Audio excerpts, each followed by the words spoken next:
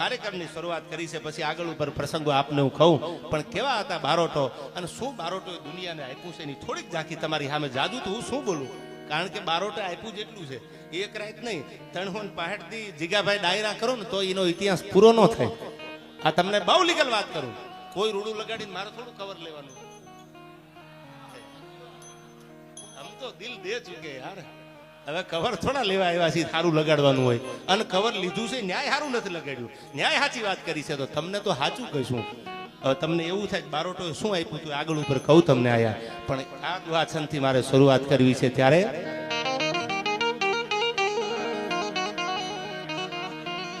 આઈ કડક ધરતી જહાં ખડકની આકરી, અને એમાં ડુંગરા ડુંગરી ને કરાડો, એ મુકુટ સા મંદિરો ગાજતા સિરધરી, ગજવતા ગગનો સા પહાડો, અન ગીર ગોરંભતી ગાય જે નેહમાં, અન ખળકતી દૂધની પીયુષ જળની, ભલી ભારતી ભોગની વાગુ જલિયાવણી, સૌરાષ્ટ્ર ધરણી. અને છેલ્લી કડીમાં આ હવારમાં દૂધ તો દોય, ગાયુના અમૃત જેવા દૂધ. ફળિયામાં ગાય રાખજો, વ્યવસ્થા હોય તો. આપણી માં છે, અને ગુજરાતી ભાષાને જીવતી રાખજો. ઇંગ્લિશ બોલતા હોય તો બહુ સારું, પણ ગુજરાતી હવે હાય બાય બાય ટાટા ને સીયુ ને આવું થઈ ગયું છે. How are you, I am fine ને, પણ સાથે સાથે આવજો ને હાલો ને મારો બાપલિયો આવ્યો ને આ બધું જીવતું રાખજો, કારણ કે ગુજરાતી ભાષા મરતી જાય છે.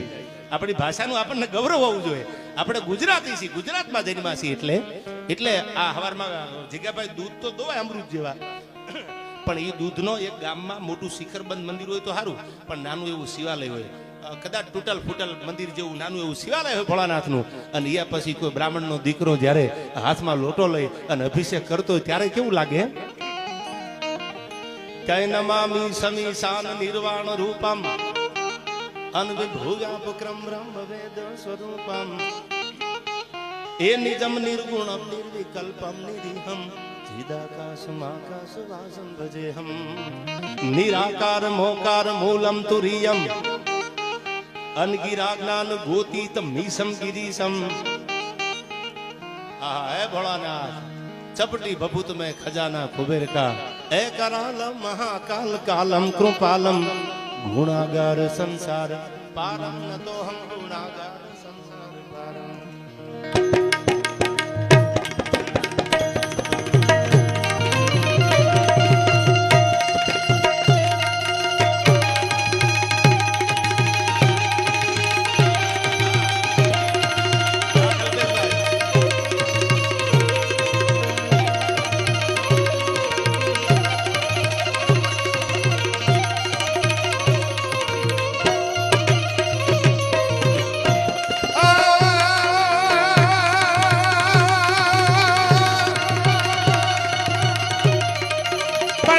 ભલે ઉજાઈ જોન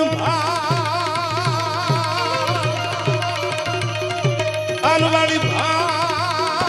ભાણથી હારાયેલા હું ભામણા, પણ મારી મરાણ જીણ લગમાં, અરે રે તું તો રાખી દે કસબરાવું. આ બારોટ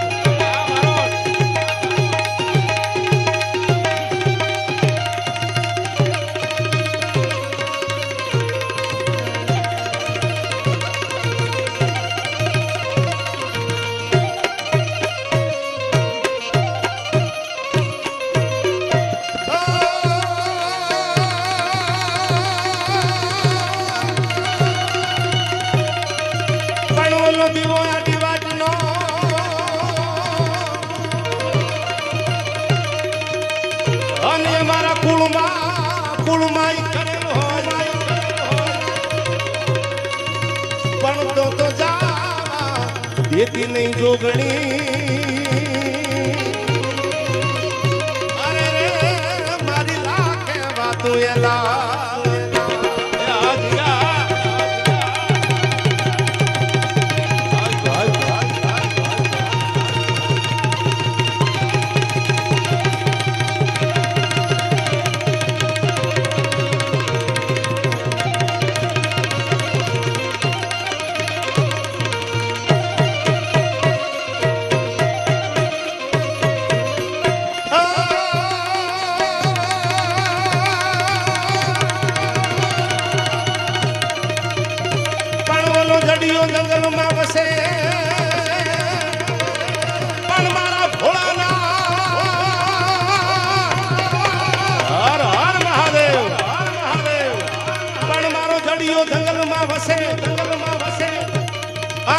ઘોડાનો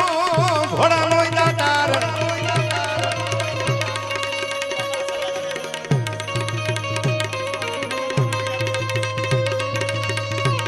પણ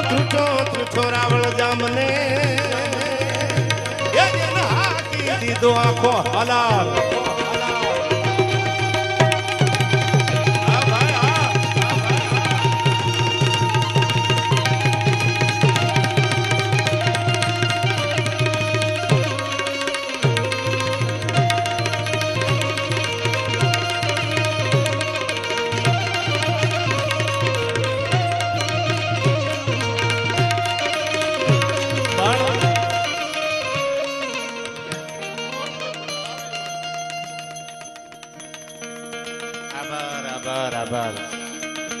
ગોપાલભાઈ આ દુહા સાંભળજો ભગવાન સૂર્યનારાયણ બિરાજે છે ત્યારે મને દુહા યાદ આવે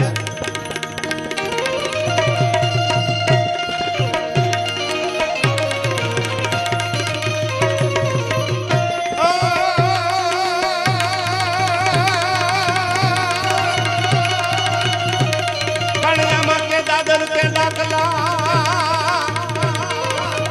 કોઈ પૂજે કોઈ રાજુ ભાંગે નહીં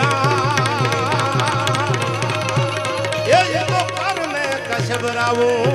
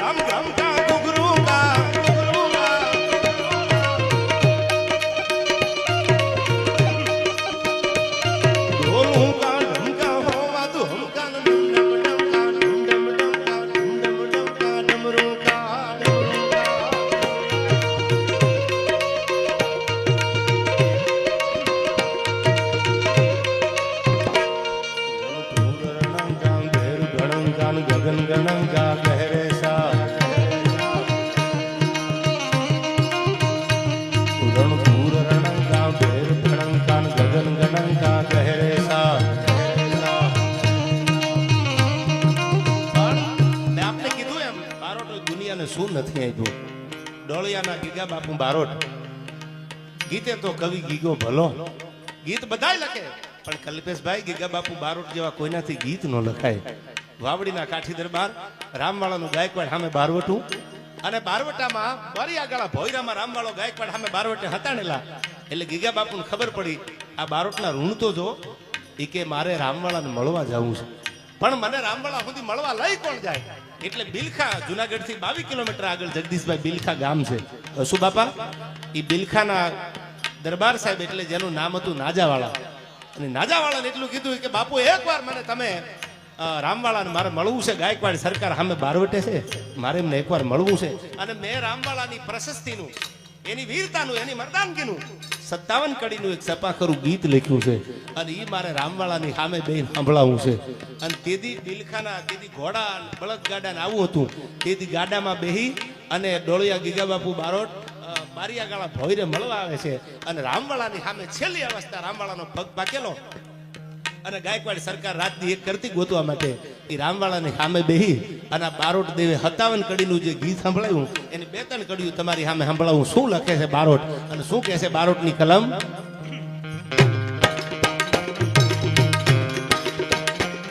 હાંડા ફોડિયા બાદરા વાળા હાક લેથી બાગ સુજા બાગ બોલી ગામડ લામા થયા હાક બાગ જટાસી જબુ જાળા બસુટા બનાવી જાણે છૂટા આસમાન કેતા ફૂટા તને જા કેતા ફૂટા તને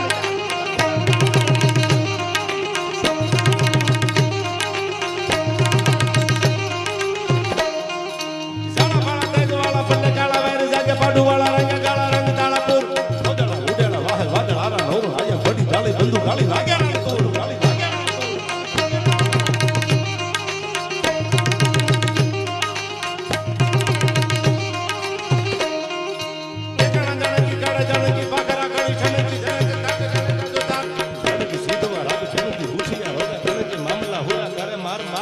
હનુમંત ધમવાન લંકા ઢાળા જેમ હાલ્યા વેરી હંડા ગાળા ગાળા તોડી આવી છે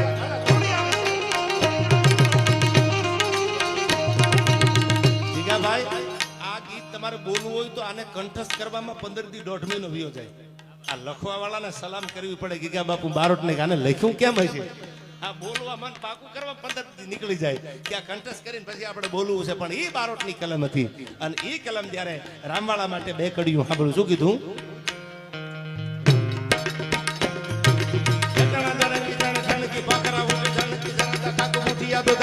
જણુકી સીધું રાગ જણુકી રૂચિયા રોગા જણુકી મામલા હોરા કરે માર માર હનુમંત ધમવાને લંકા ઢાળા જેમ હાલ્યા વેરી હંડા વાળા ગાળા તોડી આવી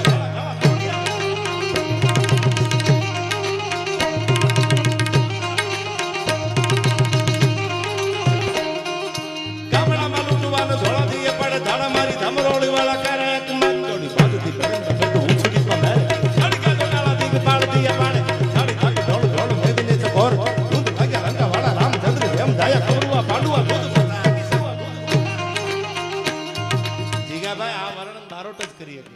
રામવાળાના યુદ્ધને કેવું યુદ્ધ ગણ્યું કે મને તો એવું લાગ્યું આ બારોટ દેવ બોલે છે કલ્પેશભાઈ મને તો એવું લાગ્યું કે આ બાજુ પાંડવો છે અને સામે કૌરવોની ફોજમાં જે અર્જુન આછડતો હોય આ વર્ણનો આ શબ્દ રૂપક એ બારોટની કલમ સિવાય ક્યાંય મળે નહીં એવા ગીતો જેને લખ્યા છે ત્યારે કેવી રીતે આને ગાવું હોય તો ઠાઠમાં ગવાય